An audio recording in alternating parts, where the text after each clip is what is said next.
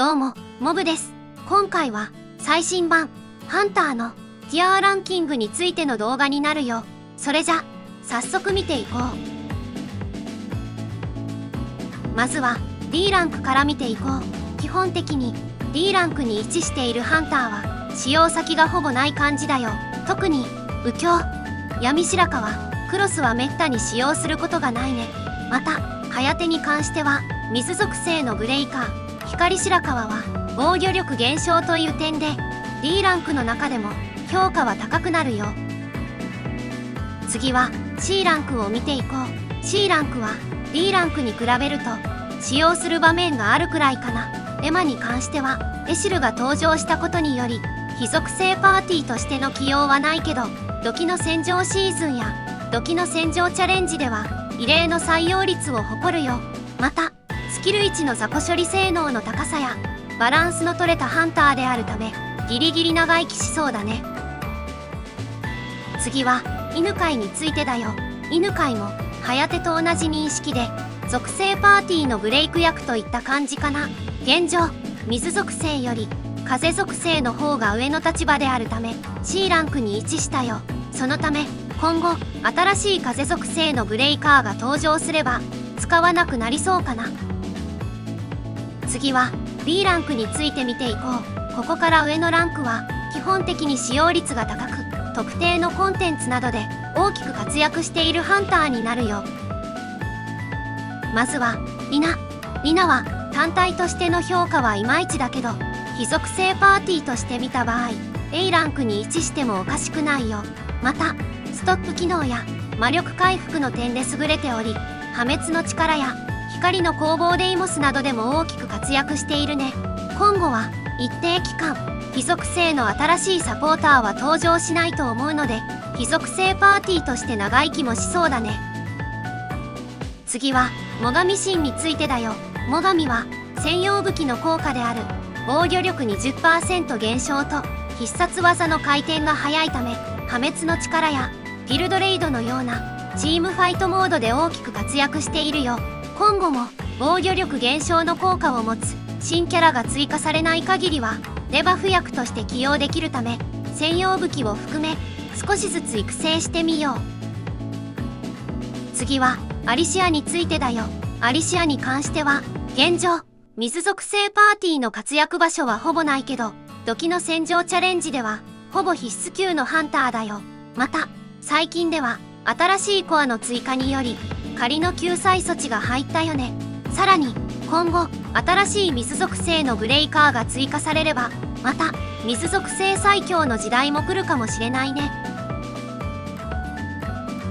次は早乙女についてだよ。早乙女は風属性のサポーターやギルドボスでの活躍が大きいかな。特にギルドボスでは戦闘中1回のみ復活機能と魔力回復薬として起用され初心者から上級者を含め使用率の高いハンターとなってるよ。また土器の戦場チャレンジでもスキル2の攻撃範囲の広さからアリシアやエマに続く採用率の高さでありいろんな場面での活躍が見られるね。次は高坂についてだよ。高坂は現状ギルドボスのデバフ役としての活躍が大きいかな。もちろん火力を出せるアタッカーとしての起用もあるけど烙印効果によるクリティカル関連でバフがとても優秀だね。また最近では強者を目指してのイベントにより他のハンターより凸を重ねやすい状況にあるため育成のしやすさという点でも評価は高いかな。次はミズアについてだよ。ミズアはトーマス専用のサポートとして登場したハンターだね。しかし最近では非属性パーティーの活躍とギルドボスのレギュラーから外れ評価はだんだん落ちてきているよね。また同じ立場であるミノベにも一部コンテンツで場所を奪われ現状では破滅の力やシミュレーションゲートでの活躍しかないかな。次は藤崎についてだよ。藤崎はギルドボスのデバフ役や土器の戦場チャレンジで多く使われているよ。特にギルドボスでは高坂と同じでクリティカル関連のデバフを所持しており5負による受けるダメージ増加もあるため特定のコンテンツでは長生きしそうだね。次はシャーロットについてだよ。シャーロットは闇属性パーティーのアタッカーであり、火力もトップクラスのハンターだよ。しかし主な使用先が破滅の力や光の攻防バランしかなく、非属性パーティーでもバラン攻略が可能なため、総合的な評価は低くなってくるかな。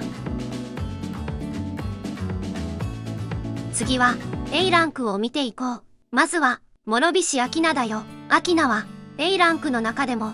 最も S ランクに近いハンターかな。その理由は新キャラのカナの追加やギルドボスの更新により活躍できるステージが減ってしまったため A ランクに位置しているよ。しかし現在の環境トップの非属性パーティーではあらゆるコンテンツをクリア可能であり、遠距離攻撃や全属性強制弱点、またハンターモードや防御力の高い敵に有効な防御力貫通の特性を持ち、汎用性に優れたハンターでもあるね。次はメイリンについてだよ。メイリンは水属性のヒーラーであると同時にアリシアや水シノのサポートとしても優秀なハンターだよ。最近ではギルドレイドのレギュラーからは外れたものの、パーティー全体に与える効果が多く、今後も長い目での活躍が見込めそうだね。次はミレイについてだよ。ミレイは風属性のアタッカーであり、光の攻防ボルカンと光の攻防バランの両方を攻略可能なハンターだよ。また特性として高いクリティカル関連能力を持ち、高難易度コンテンツの攻略もしやすいため、リセマラランキングや新規勢のガイドでは常に上位に位置するハンターだよ。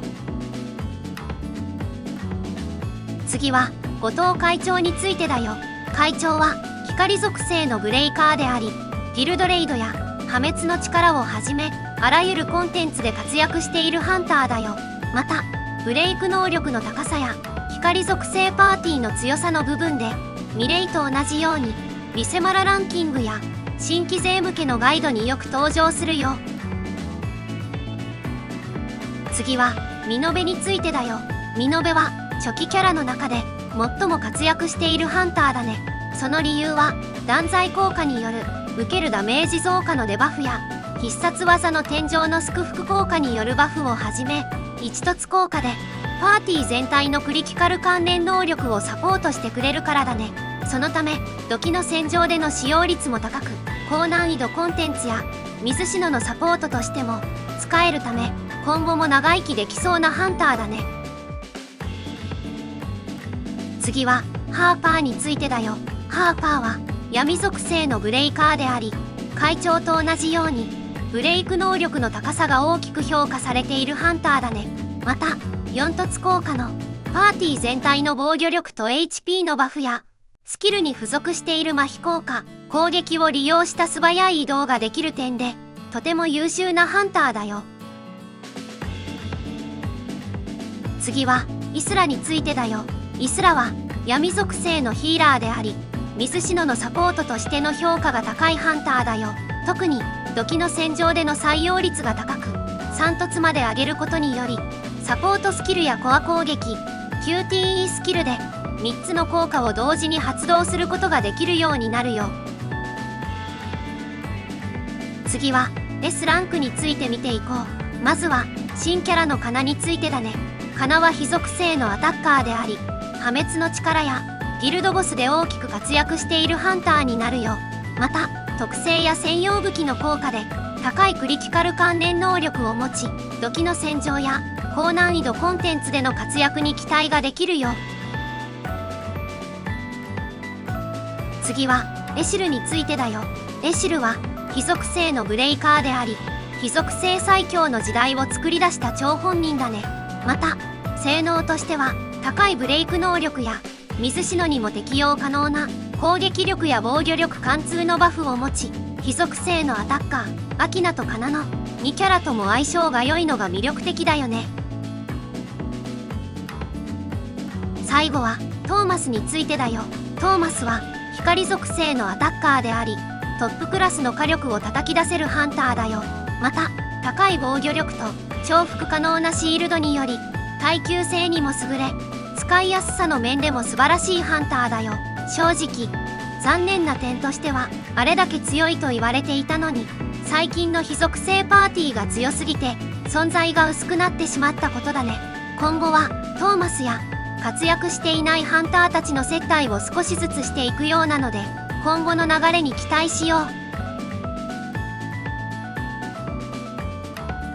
今回の動画は以上になるよ。これからもこのチャンネルでは俺らの動画をたくさん投稿するつもりだよ。よかったらチャンネル登録よろしくお願いします。